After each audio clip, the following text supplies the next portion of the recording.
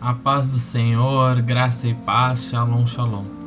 Bom, mais uma semana, né? Eu tô aqui trazendo a palavra que Deus colocou no meu coração e espero que ela tenha edificado a tua vida, ou que ela toque no teu coração, porque diz na palavra de Deus que toda vez que nós ouvimos a palavra, ela tem que causar transformação na nossa vida. Mas para isso a gente tem que crer e acreditar que Deus está falando com a gente. E tem sido tremendo, sabe, viver uma experiência, cumprindo os propósitos que Deus tem colocado na minha vida. Muitas vezes não são fáceis. A gente está firme, procurando, estudando, querendo aprender mais de Deus. Mas Deus sempre abençoa e faz o sobrenatural a cada dia na nossa vida. Então Deus me tocou numa palavra bem conhecida até, mas em versículos que talvez não sejam dados tanta ênfase. E ele falou no meu coração de uma forma diferente, tanto que para mim as coisas começaram a mudar. Uma chavezinha dentro de mim mudou. Eu acho que isso é o bacana da palavra de Deus. Quanto mais a gente adquire conhecimento, quanto mais a gente se aproxima de Deus, quanto mais a gente conhece de Deus, mais a nossa vida é transformada.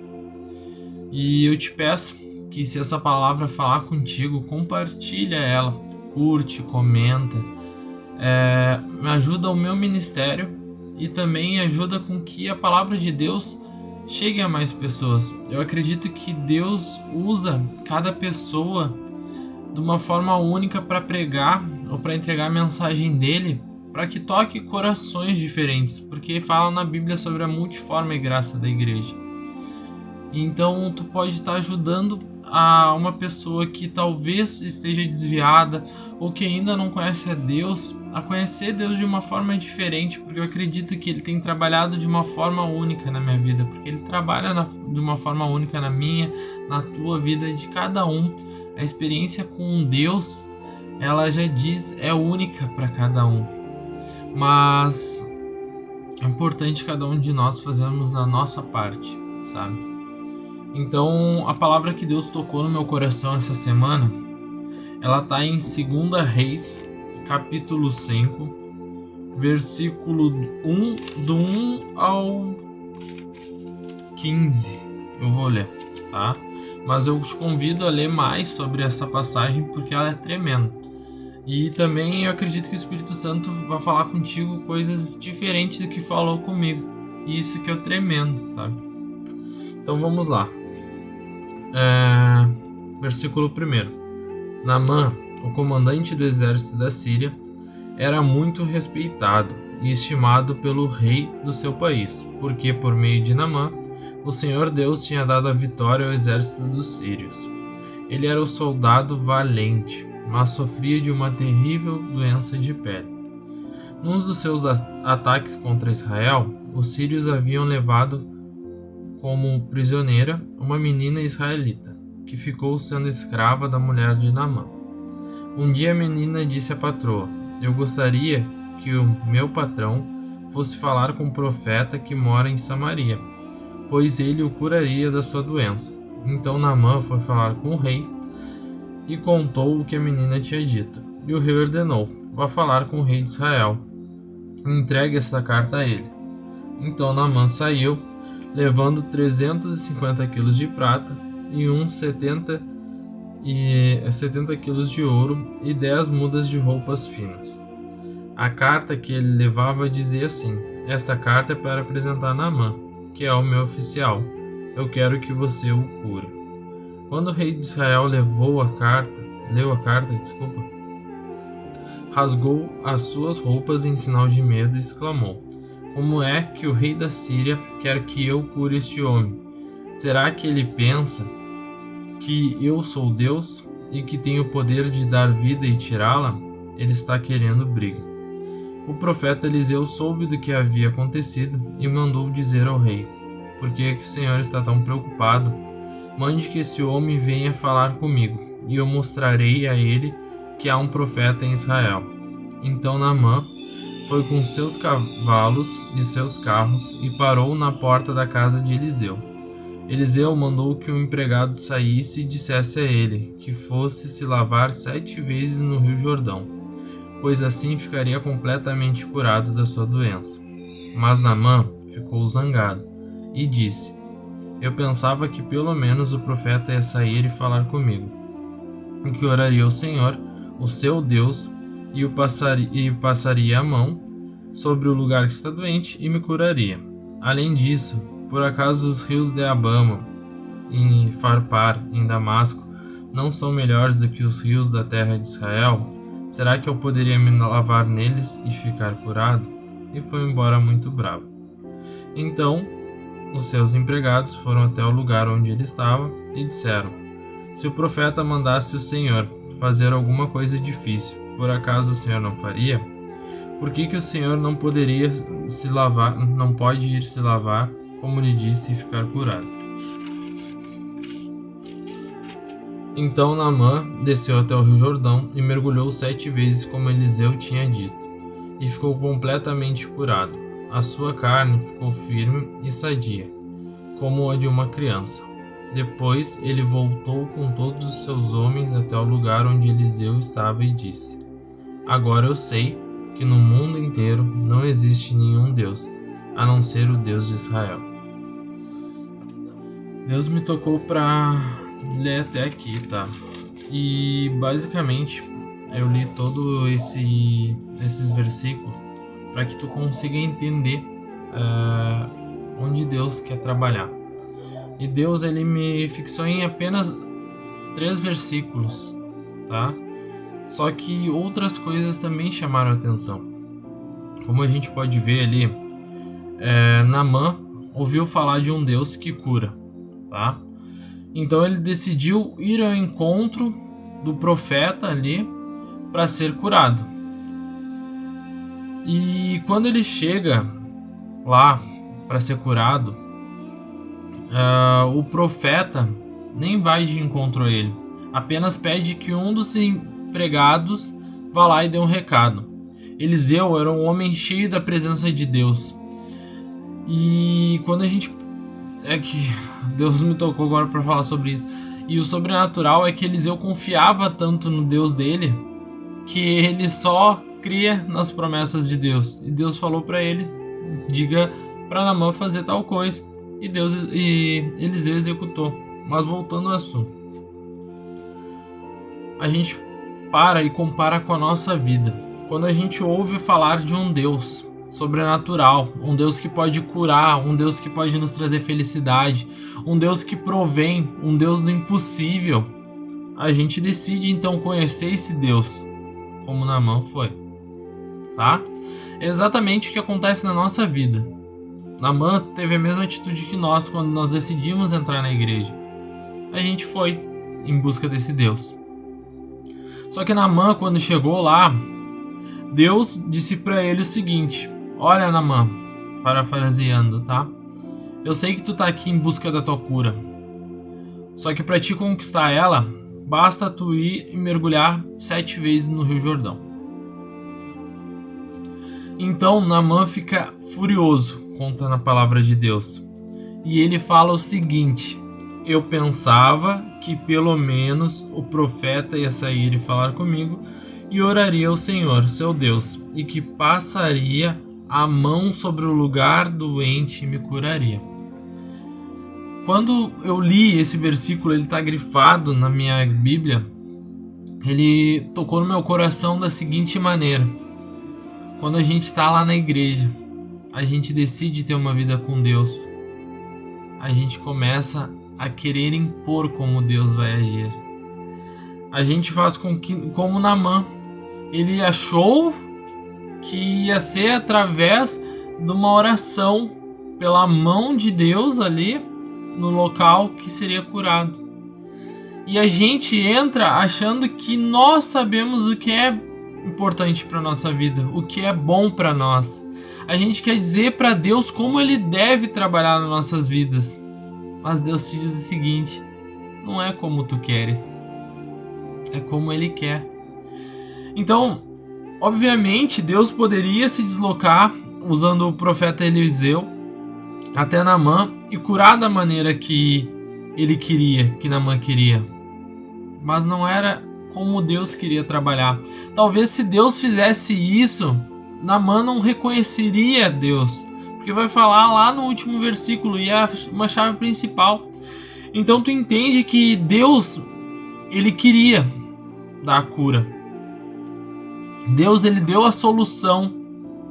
Como Deus toca profetas muitas vezes na nossa vida, que chega para nós e diz assim, bem simples: filho, eu tô preparando a tua bênção, o que tu tem me pedido, mas eu te peço que tu ore. Ah, mas pai, por que eu tenho que orar? Pai, não é mais fácil tu me dar no estalar de dedos, tu é o dono do mundo? É, mas não é assim que Deus quer. Entende? Compreende o que Deus está falando no teu coração? Deus, ele pode te dar tudo, mas é da maneira que ele quer, não da nossa. Quantas vezes nós murmuramos, como fez Naamã, e ele perdeu um tempo ali, ele murmurou. Talvez se ele tivesse decidido já na hora fazer aquilo que Deus mandasse, as bênçãos seriam muito maiores na vida dele, além desse milagre. Mas ele murmurou, ele começou a discutir com Deus. Eu queria que fosse dessa forma.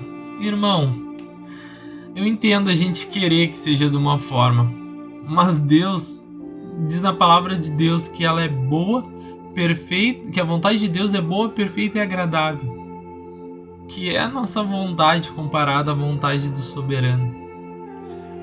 Não perca as tuas bênçãos murmurando pela maneira que Deus diz que vai te entregar. Se ele falou para ti que vai te dar, ele vai fazer. E acompanha comigo aqui na palavra, no outro versículo que é tremendo. Então, no versículo 13. Então, os seus empregados foram até o lugar onde ele estava e disseram para Naamã, tá? Se o profeta mandasse o Senhor fazer alguma coisa difícil, por acaso o Senhor não faria? Por que o Senhor não pode ir se lavar como ele disse e ficar curado? Quando eu leio isso, eu fico pensando como a gente quer uma resposta difícil muitas vezes. Como a gente quer que Deus nos dê algo que a gente possa fazer na nossa força. Como a gente espera que as coisas sejam resolvidas de maneira fácil e rápido. Mas nem sempre é assim. Aqui fala difícil porque se Deus chegasse para ti e dissesse: filho, para te ser curado, tu tem que escalar uma montanha, eu acredito que tu faria isso em busca da tua cura. Mas Deus, ele muitas vezes chega para ti e diz assim: ó, filho, eu só quero que tu me ames. Eu só quero que tu entregue a tua vida para mim. Eu só quero que tu abra teu coração verdadeiramente para mim. E a gente acha e a gente não consegue fazer isso. É tão fácil o que Deus nos pede, mas se torna tão difícil, porque não é na força do nosso braço. E a gente está tão acostumado a querer conquistar tudo na força do nosso braço, que às vezes a gente esquece que para agradar a Deus só precisa de duas coisas: amá-lo e obedecê-lo. Que não são duas coisas surreais, que não exigem um esforço sobrenatural de ti, apenas um coração quebrantado. Ah, mas Vitor, é difícil. Eu enfrento às vezes isso diariamente, quando eu olho uma situação e penso, eu posso resolver. Mas Deus toca no meu coração e lembra assim: filho, coloca nas minhas mãos tudo aquilo que te inquieta teu coração. Então, vai falar que Deus usou pessoas, como Deus usa profetas para falar conosco, para que diga e dê um toque: ei, tu não faria aquilo? Então por que tu não confia no Deus que tu serve? Por que tu não faz aquilo que ele te pediu? Por que tu não ora? Por que tu não busca mais? Por que tu não entrega os problemas que Deus manda tu colocar nas mãos dele? Por que tu não faz isso? Entendeu? Deus está falando contigo, eu sinto a presença de Deus e alertando isso. Por que tu não me escuta? Simples. Por que tu não tem me ouvido, filho? E vai dizer então que Naamã, ele decide fazer aquilo que Deus mandou. Ele decide então ir até o Rio Jordão e mergulhar 7 vezes, para então alcançar o milagre que ele queria. Mas eu imagino Naamã se deslocando até lá e ele começa a mergulhar. Deus não mandou ele mergulhar nenhuma nem duas, ele mandou mergulhar 7 vezes. Então imagina Naamã mergulhando a primeira vez e não acontecendo nada. Naamã mergulhando a 4ª vez e ainda estando do mesmo jeito. Naamã então mergulha a 6ª vez e ainda está do mesmo jeito. Mas quando ele mergulha a 7ª, ele alcança o milagre na vida dele. Um milagre extraordinário. Mas sabe o que Deus fala contigo, filho? Sabe quando tu alcança um milagre na tua vida? Um milagre sobrenatural, um milagre extraordinário? É quando tu me obedece. É quando tu faz aquilo que eu te mando. E eu sei como é difícil a gente obedecer a Deus, mas a gente tem que fazer. Porque as vontades de Deus muitas vezes vão contra as nossas vontades humanas, carnais. Mas a vontade de Deus é boa, perfeita e agradável. E quando a gente lê esse versículo, a gente vê, nossa, Naamã conquistou o grande milagre da vida dele, sendo obediente. Mas ele teve que passar por um processo ali. E quantas vezes na nossa vida a gente vive milagres e não nota? Eu vivo milagres na minha vida diariamente. Eu tô pregando aqui, eu tô falando sobre Deus. É um milagre na minha vida. Quem me conhece há um tempo sabe que nem cumprimentar os irmãos eu cumprimentava, ou cumprimentar outras pessoas. E Deus transformou. Isso já é um milagre na minha vida. É um milagre toda vez que tu acorda de manhã, porque Deus te deu uma oportunidade de ser diferente, de ser melhor. É um milagre quando tu tá orando e Deus responde uma oração tão simples. É um milagre quando tu tá triste e alguém chega pra ti e diz, olha, eu não sei, eu só decidi te abraçar. É um milagre quando Deus te livra de algum acidente. A gente vive milagres o dia todo e a gente não nota, porque a gente quer um grande milagre, como aconteceu na vida de Naamã, que ele alcançou a cura dele. Mas irmão, Deus te fala o seguinte, eu sei o que tu precisa e eu já te prometi que eu vou fazer, mas entenda que você tem que ser obediente, me amar e viver o processo. Tu vai conquistar tudo aquilo que eu te prometi, mas aprenda que tudo é no meu tempo, é no tempo de Deus, e confia, como Naamã confiou e entendeu e fez a vontade de Deus. E então vai contar que Naamã termina no versículo 15 dizendo, agora eu sei que no mundo inteiro não existe nenhum Deus a não ser o Deus de Israel. Sabe por que Deus faz tu passar por todas as lutas para te chegar e ganhar o teu grande milagre? É que para tu sempre reconhecer quem fez o sobrenatural na tua vida. Tudo que ele faz é para edificar o santo nome dele. E quantas vidas podem ser transformadas quando vem o milagre na tua vida? Aprenda, se não chegou a tua vitória, não chegou aquilo que tu tanto pediu para Deus, só siga sendo obediente, amando Ele, porque muitas vezes tu pode estar ali no 4º mergulho recém, mas quando tu chegar na hora certa, no 7º mergulho, Deus vai entregar tudo aquilo que Ele te prometeu. Mas não esqueça de guardar o teu coração. Amém? Eu acho que eu não orei para iniciar a palavra. E vamos orar para finalizar. E que seja sempre abençoado e sempre guiado por Deus. Eu não orei ao vivo, tá? Mas eu orei antes de pregar, porque eu sempre entrego toda palavra, toda ministração para Deus e que o Espírito Santo dele conduza cada vez que eu venho gravar esses vídeos. Porque não é para me engrandecer, é para engrandecer o santo nome do Senhor e ganhar mais almas para Ele. E isso que eu estou fazendo é tão pouco comparado à grandeza do que Deus tem feito na minha vida. Amém? Deus Todo-Poderoso, Deus maravilhoso, obrigado por essa palavra abençoada, Pai. Pai, me perdoa por não ter orado junto com os irmãos, mas eu creio, Senhor, que foi o Teu Espírito Santo falando no coração de cada um. Pai, que essa oração invada barreiras, Senhor, invada lares, Pai. Pai, que seja entregue a Tua mensagem nos corações dos Teus servos, Pai. Cuida das nossas mentes, Senhor, cuida dos nossos corações, Pai. Pai, que por onde a gente passe, Senhor, a gente leve a Tua presença, a Tua unção, a Tua graça, Pai.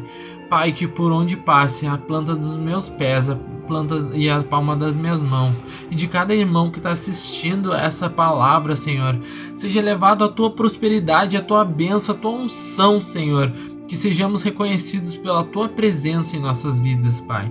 Pai, cura quem deve ser curado, abre portas de emprego para quem precisa, Senhor.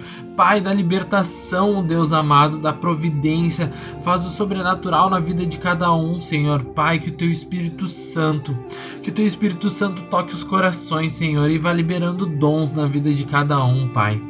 Oh, Deus amado, faz aquilo que só Tu podes fazer, Senhor. Cuida de nós, faz o Teu sobrenatural nas nossas vidas e não nos permite nos desviarmos nem para a esquerda nem para a direita, mas seguir um caminho reto, ouvindo a Tua voz e alcançando os nossos milagres. Em nome de Jesus Cristo, amém. Que a paz do Senhor esteja conosco, que Deus ilumine a tua vida e que essa semana seja tremendamente abençoada. Amém?